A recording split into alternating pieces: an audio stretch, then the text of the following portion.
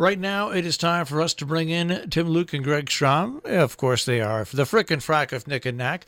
Appraise this. You can find them on the web at tqag.com, Treasure Quest Appraisal Group. And if everything technically works out all right, we should hear those dulcet tones from Florida. Good morning. Good morning. Hey, they're both there. All right. Yes, I'm feeling much better. I was going to say. Yeah. I'm none the worse for wear. You know, I feel your pain, Greg, because today I'm of course I'm 66, and the other day somebody celebrated a birthday who became 60, and this is the terrible thing about growing old. I thought the person was way older than me. When anybody tells me they're younger than me, if they're turning 60, I said, call me when you hit 70. Well, that's what I found. I was devastated to find out this person was 6 years younger. Well, you know what? There's always somebody out there much worse off than you, so that's the good news. I considered them old. It was like I used to be with my mother when she was in care at Gear, and she'd sit in the hallway and she'd say, "Look at all these old people." Oh yeah. I had to say, "Mom, you're one of them." No, I'm not. There's no way. I know. Well, good morning, guys. What's going on? Well, good morning. Well, we are.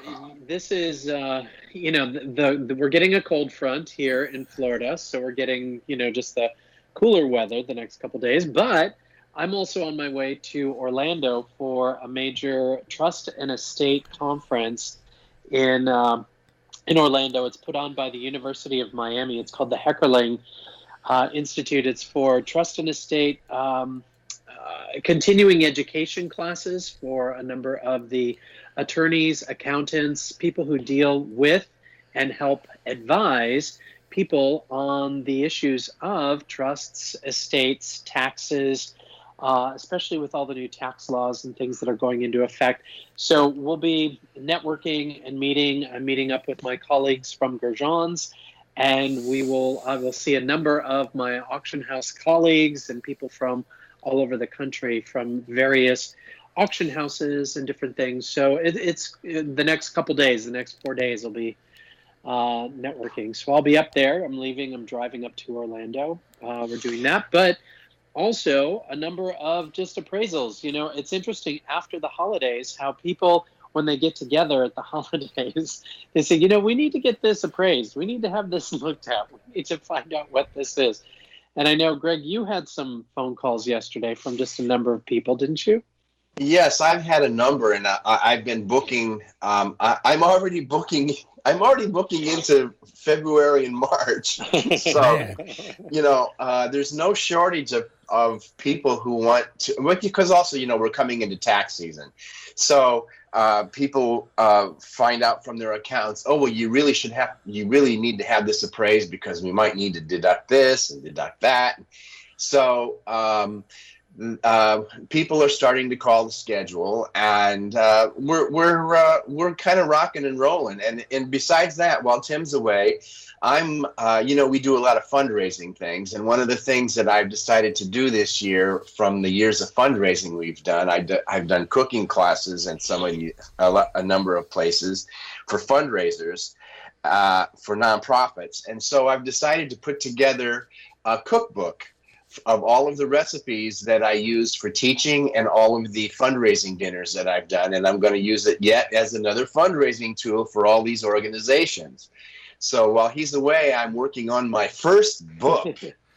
Wow. So, now we can put author next to your name as well. My gosh. Well, it's like my favorite line from Auntie Mame. Patrick, why didn't you tell me your act was literate? Right. Right. Now, here's the problem about that. Half the people out there don't know what the hell you're talking about. That's because they've never experienced it. Right.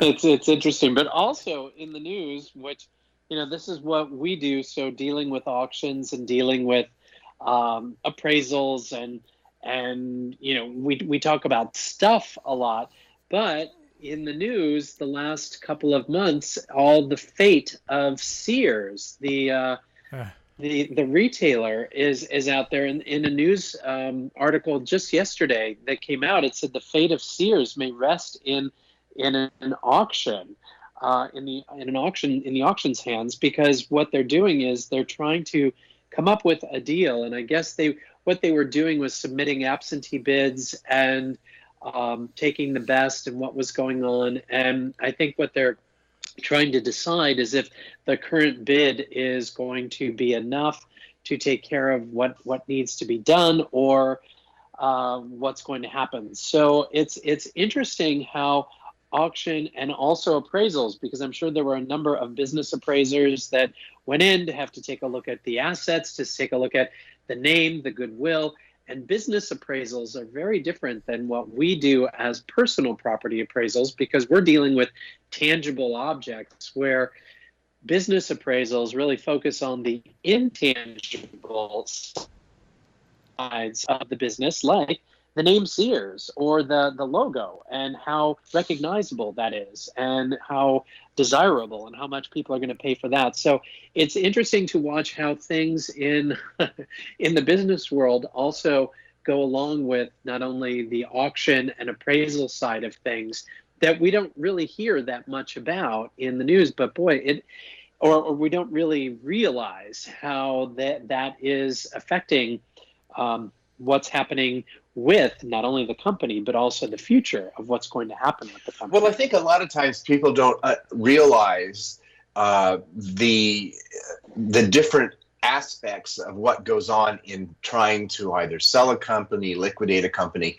and they don't know what goes on behind the scenes. And it's interesting now that this is happening with Sears. And I think one of the reasons that it's brought it to the front is that Sears is such an American institution that everyone wants to see it survive. So I think it's such a major news story, and a lot of, I think the majority of Americans would agree that if it would be a very sad day if Sears goes away. So I think they're making this one last ditch effort to try to save it, and I hope they can come up with something that will some sort of agreement. Now, tell me, there has to be a Sears Roebuck sign from a store, an original store. Sure. What would that be worth? Would that be worth a ton of money? Well, oh my goodness, I would think so, but we'd have there again. It's without. It'd be kind of like grading a diamond in the dark without actually doing the research. But it'll depend on what happens in the next 2 weeks. If the company goes away, I think then you will have more people would say, "Oh, I really want that," as opposed to if it keeps going. And this is the crazy thing about what we do, is that there are a lot of news events, or what happens really affects the value. I mean, that will determine, because if it does go away, then people will be more inclined to say, "Oh, this is really cool." Where now it's in the news, people are talking about it, and I think that helps heighten it. But it really will depend on what happens with the future of the company too. But you bring up a very interesting point, and that is there has to be some sort of an archive. There doesn't have a corporate archive. So you would think that when whoever is doing the appraisal or the valuation would have to go through all of those items and see if there is anything that's worth putting up for auction, and when it comes up for auction, how they approach it. Here's the reason I bring that up. When Sears first started, just like when they were actually big, they first started, they were independently owned Sears, and I'm sure Sears Roebuck signs from there have been someone's got some scattered across the country, because half the people don't know. What was really interesting is a Roebuck. What's that? Yeah. Because it's been Sears for so long. Yeah. But does the valuation and the ultimate worth, irrespective of how the people who chop it up, the liquidators, Right. Does the fact that it was one of the most appalling, that it's going to be a business school case study, add anything to the intangible value? I don't don't think I don't that think that so. I don't think that does. I think what adds to the value is that it does have the history, the stories that go along with it. And again, it goes back to context. We look at when you have to understand the context when you're looking at value, the context of the company and its beginnings. You know, really, when you look at all the early catalogs and all of the, I mean, it really was the historical forefront stuff of, of retail. I've realized as I asked that question that it came out wrong. What I'm trying to say is from the terms of memorabilia, not what everybody's, not the bones that people are picking up over now, but the fact that it was just Sears developed so many brands that were intrinsic to the sort of national geist. Right. And I would think, or what I'm wondering is, as this becomes, with the passage of time, as people look at this and go, "Oh my God, how did they let that happen?" Right. Whether that is going to.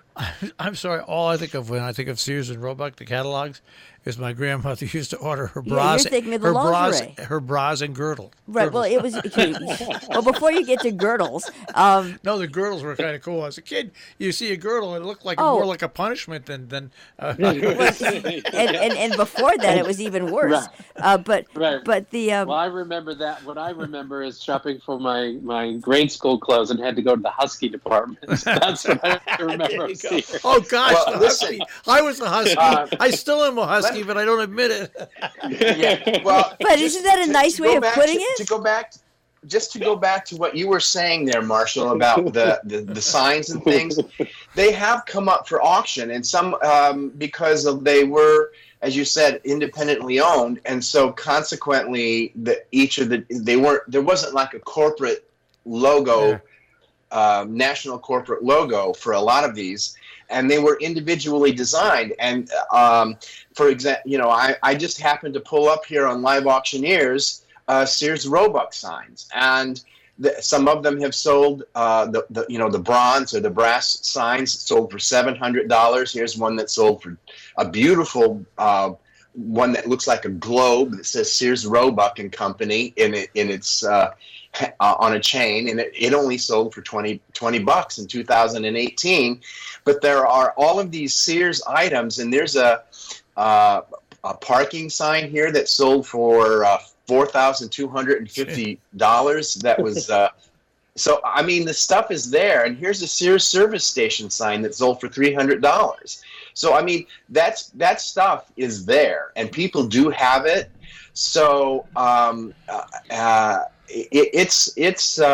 Sears is it's ingrained in we Americans, and it's part of the popular culture. That's what I was alluding to. It is because it is so. For example, you say Husky. Now, live in Connecticut, you think Yukon, but I haven't heard that term because I used to get the Husky, the blue you jeans. had to. The blue jeans were Husky.